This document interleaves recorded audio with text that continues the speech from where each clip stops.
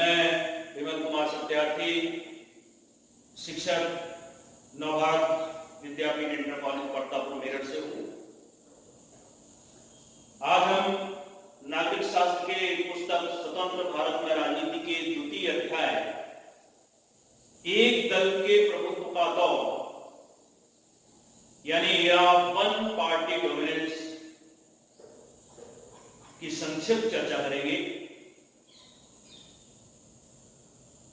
सबसे पहले अगर हम शीर्षक को ले तो एक दल का प्रभुत्व का अर्थ होता है शासन में एक पार्टी का दबदबा। इस अध्याय में हम विशेष तौर पर तीन बातों की चर्चा करेंगे। नंबर एक, स्वतंत्र और निष्पक्ष चुनाव प्रणाली की स्थापना। नंबर दो, आजादी के शुरुआती सालों में कांग्रेस पार्टी का दबदबा। और नंबर तीन, विपक्षी दलों एवं उनकी नीतियों का उपयोग। प्रथम दो तथ्यों पर हम विशेष तौर पर जोर देंगे क्योंकि हमारे पाठ का शीर्षक यही है, एक दल के प्रभुत्व का दौर।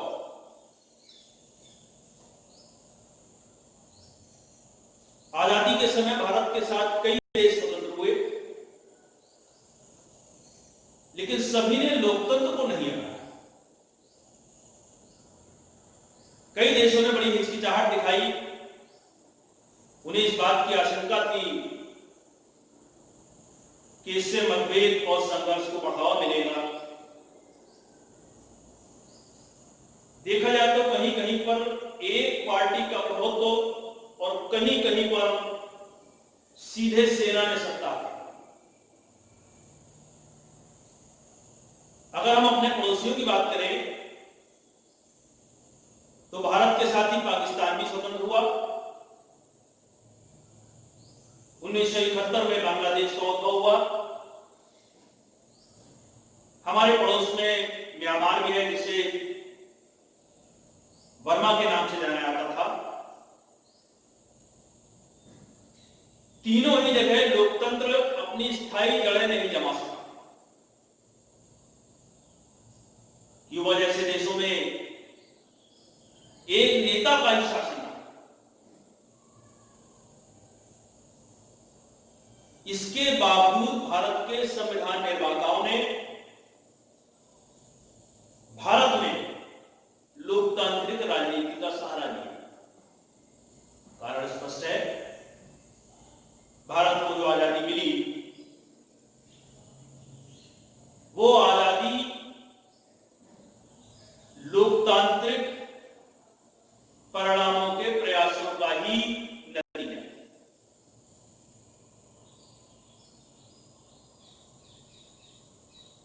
उन्नीस सौ इक्यावन में जब जनगणना हुई,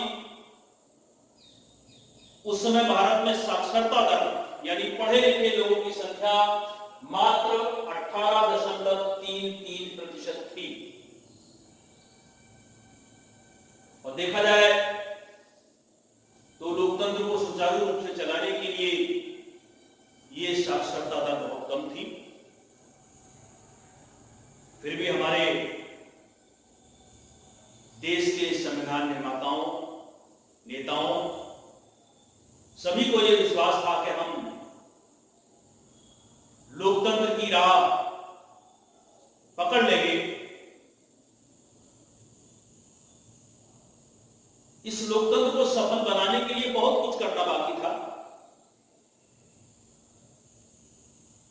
जब हमारा संविधान 26 जनवरी 1950 को लागू हुआ, उससे एक दिन पूर्व 25 जनवरी 1950 को हमारे देश में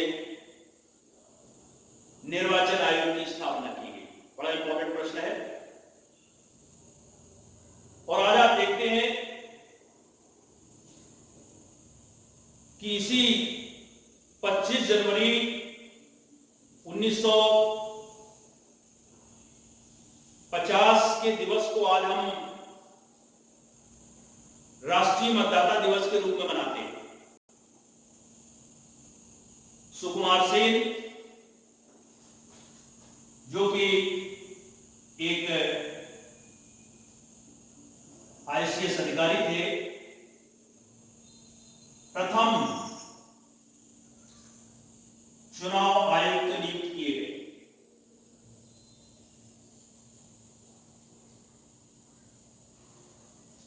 जब ये नियुक्त हुए उनके सामने समस्याएं बहुत थी,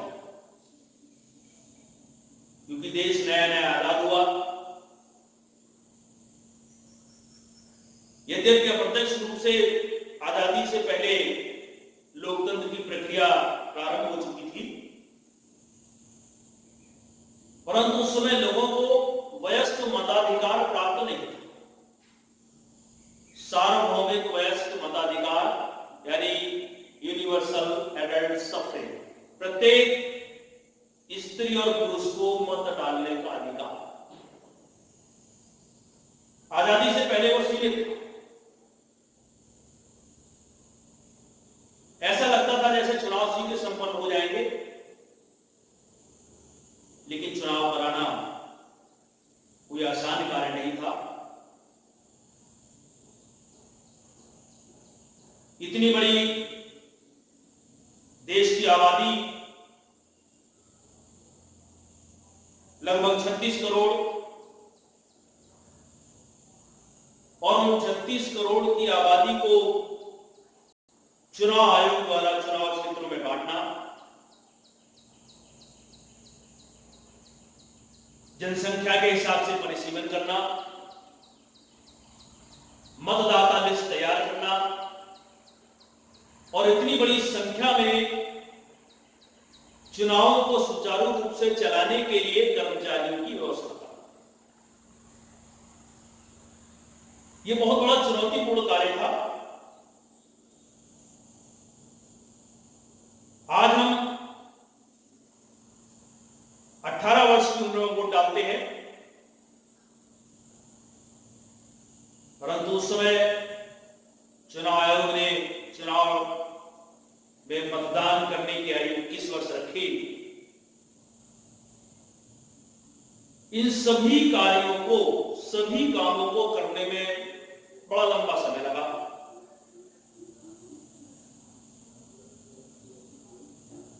अथक प्रयास के बाद जब मतदाता लिस्ट तैयार हुई और निर्वाचन आयोग ने जब इसका अवलोकन किया, तो बड़ी विचित्र बात सामने निकल के आई। देखा गया कि 40 लाख महिलाओं के नाम ही नहीं है। देखिए कितनी बड़ी बात है, 40 लाख महिलाओं के नाम नहीं है। और ये नाम क्या है? अला की बेटी, फला की बीवी, रामू की। चुनाव आयोग ने लिस्ट का अवलोकन किया और जो गैर जरूरी नाम थे उन्हें हटाया गया। ऐसा दुनिया के किसी भी लोकतंत्र में पहली बार हुआ। और जहां तक याद आता है कि इतनी बड़ी जनसंख्या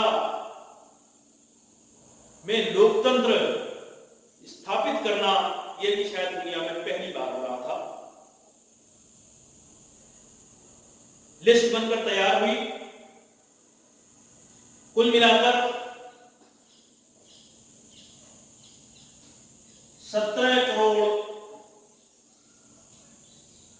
मतदाता निकलकर सामने आए, जिन्हें 3200 विधायक और 489 सांसदों का चुनाव हुआ। विधायक जो राज्यों के मुख्यमंत्री का चुनाव करते हैं और सांसद जो प्रधानमंत्री का चुनाव, आप सभी जानते हैं।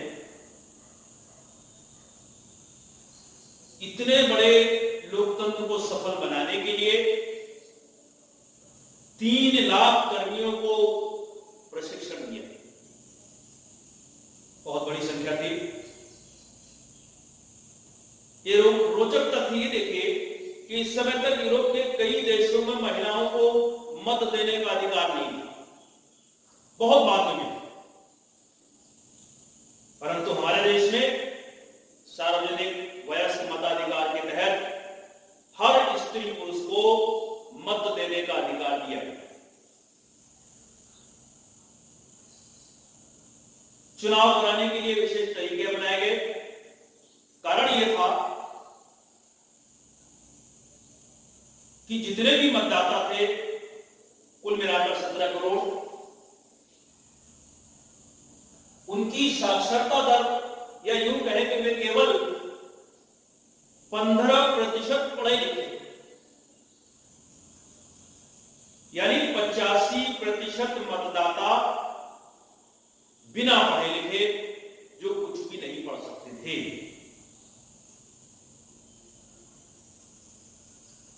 ऐसों के लिए चुनाव की व्यवस्था करना बड़ा कठिन कार्य था,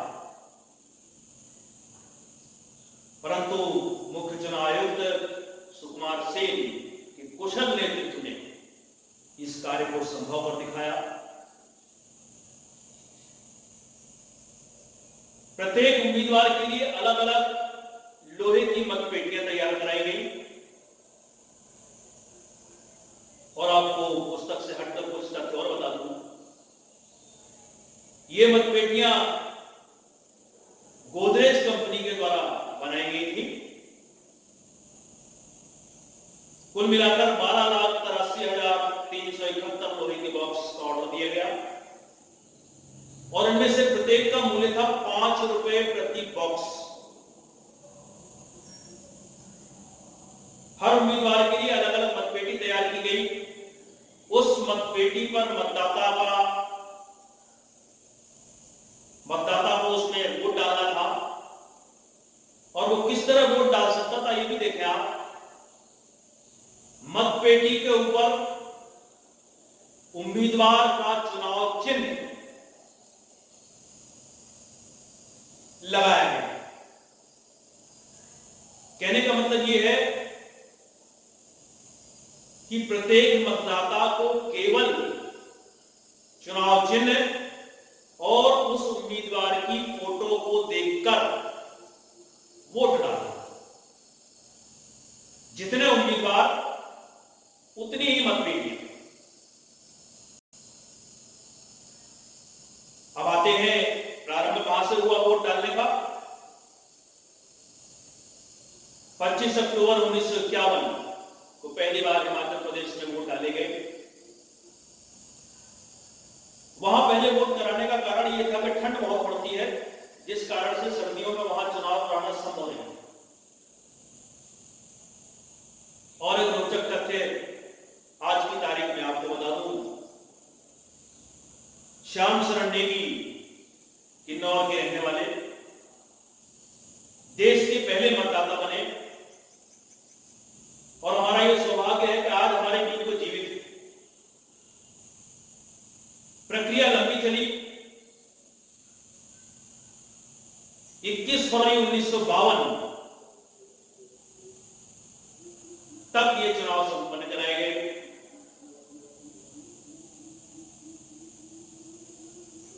पूरे देश में इस तरह चुनाव कराना, जब आज की तरह हमारे पास इतने साधन उपलब्ध नहीं थे, बड़ा ही दुर्लभ कार्य था। पूरे सिस्टम को चलाने के लिए लगभग 6 महीने का समय लगा।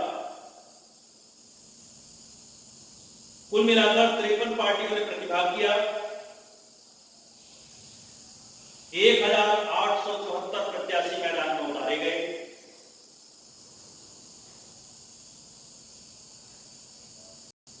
ये तथ्य आपकी पुस्तक में नहीं है, आप इंटरनेट पर जाकर इसे सर्च कर सकते हैं। कुल मिलाकर 45.7% वोटिंग हुई और जब परिणाम आया,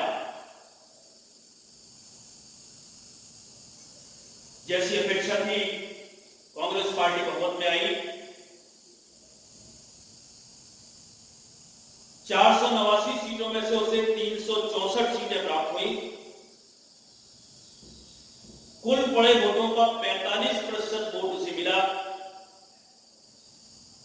लेकिन सीटों के हिसाब से कुल सीटों का 74% सीटें उसे प्राप्त हुई।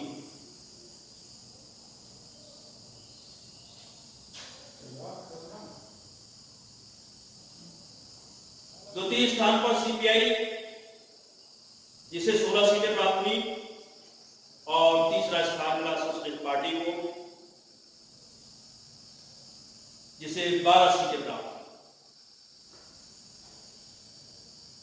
यहां देखने वाली बात यह है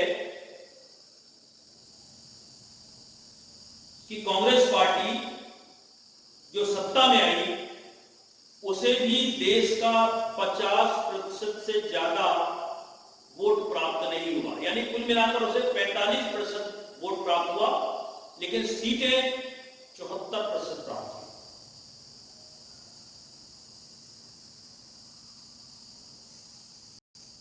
भारत में लोकतंत्र को सफल बनाने के लिए बड़ा जोखिम भरा प्रयोग था।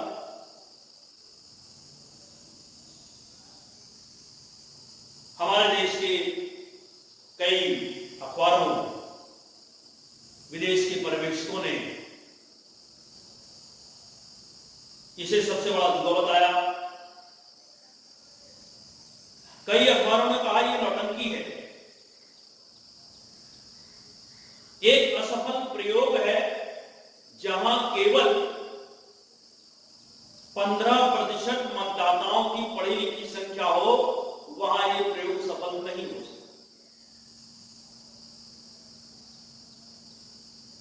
लेकिन चुनाव आयोग के अथक प्रयासों ने इस कार्य को सफल बनाया। देश के बाहर के पर्यवेक्षक भी हैरान थे।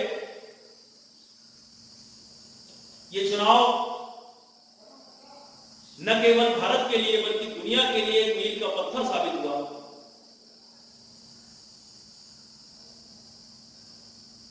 पहले 3 चुनावों, ये चुनाव 1952 का चुनाव कहा जाता है, लेकिन 1951 से प्रारंभ हुआ था।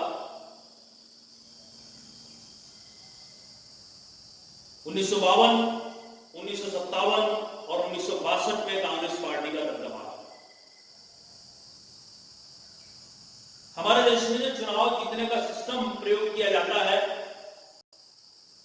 वो है जिसे सबसे ज्यादा वोट मिले, जिस प्रत्याशी को सबसे ज्यादा वोट मिले वो जीता हुआ माना जाएगा। इंग्लिश में इसे बोलते हैं first past the post, FPT।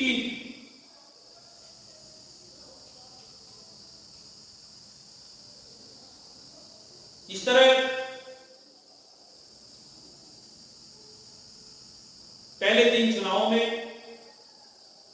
1952, 1957 और 1962 के चुनाव में कांग्रेस पार्टी को लगातार सफलता प्राप्त हुई। अगर हम इसके विरोध की बात करें तो कांग्रेस पार्टी का सबसे पहला विरोध 1957 में केरल के विधानसभा चुनाव में देखने को मिला। वहां पर कम्युनिस्टों ने पहली बार सरकार बनाई। EMS नंबूद्रीपाद केरल के मुख्यमंत्री बने और दुनिया में यह पहला अवसर था जब कहीं पर भी लोकतांत्रिक तरीकों से कम्युनिस्टों की सरकार बनी। कांग्रेस पार्टी निराश हुई। हताशा में उन्होंने मुक्ति संघर्ष चलाया और ये 1959 में आकर पहली बार संविधान के अनुच्छेद 356 का इस्तेमाल कर उस सरकार को बर्खास्त कर दिया। आज भी यह अनुच्छेद भारतीय संविधान में सबसे विवादास्पद माना जाता है।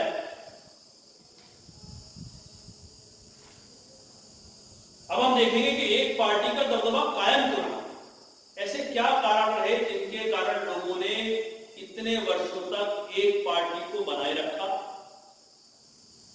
जबकि चुनाव निष्पक्ष और स्वतंत्र हुए। बहुदलीय व्यवस्था होने के बावजूद भी कांग्रेस पार्टी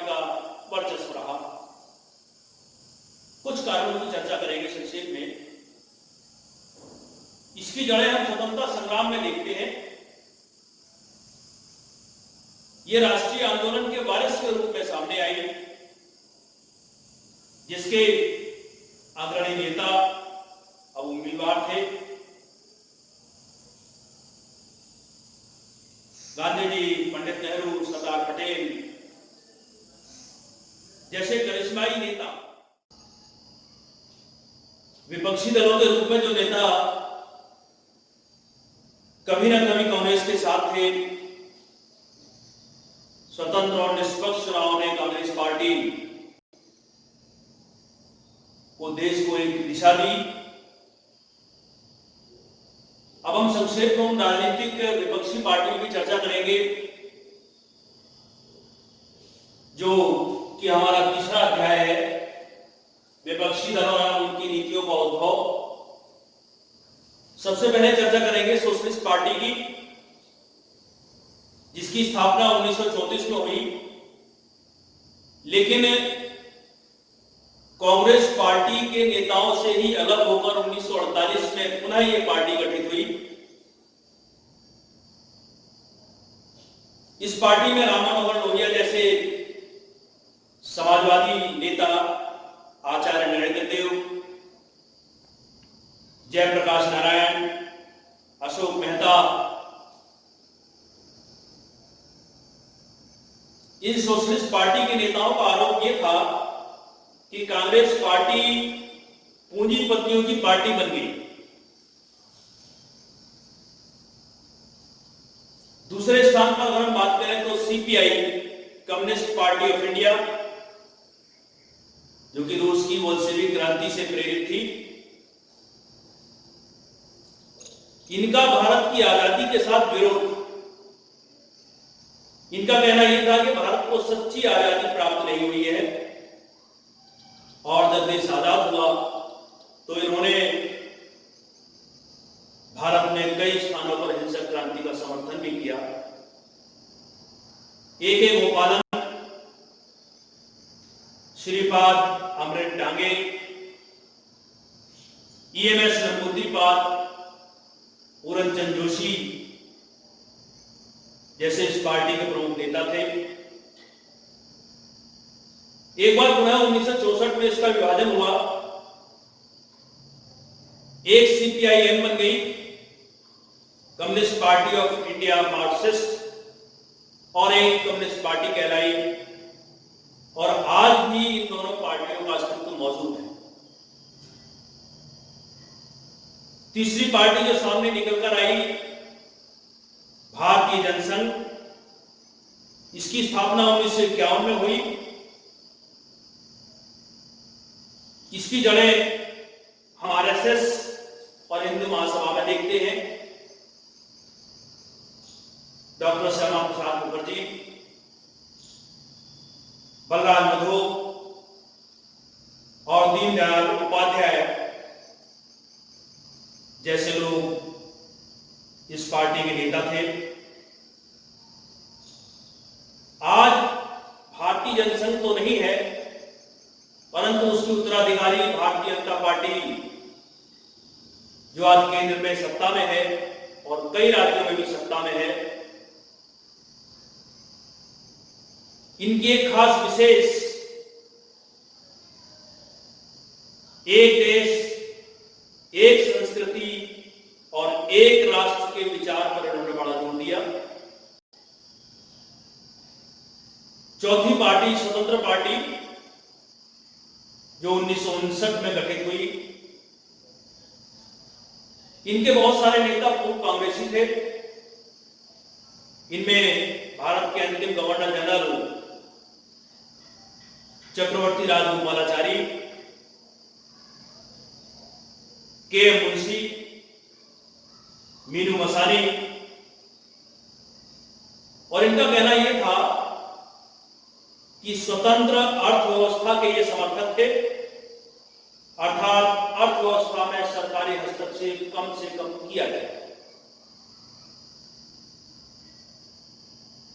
अगर हम गौर करें तो प्रारंभ के वर्षों में भारत में राष्ट्रीय सरकार बनाई गई, और यह एक बड़ा अनूठा प्रयोग था। उसके उसके पश्चात भारत के सामने कई तरह के संकट आए, लेकिन ये व्यवस्था पुनः कायम न हो सकी।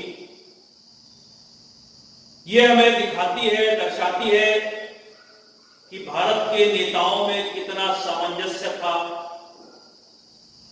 कितना गहरा पारस्परिक सम्मान था।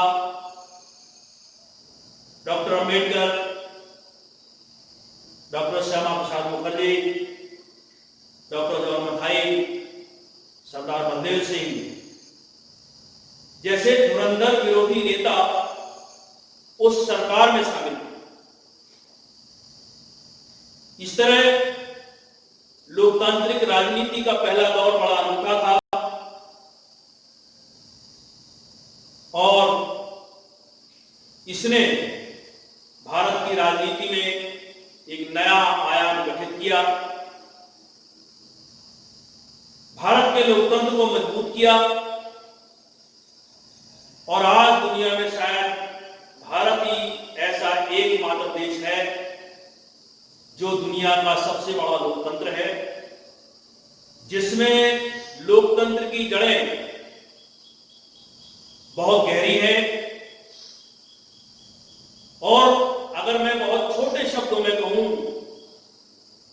तो प्रधान से लेकर प्रधानमंत्री तक सबका चुनाव जनता करती है। यही लोकतंत्र है और इसी के साथ यह अध्याय यहीं पर समाप्त होता है। धन्यवाद।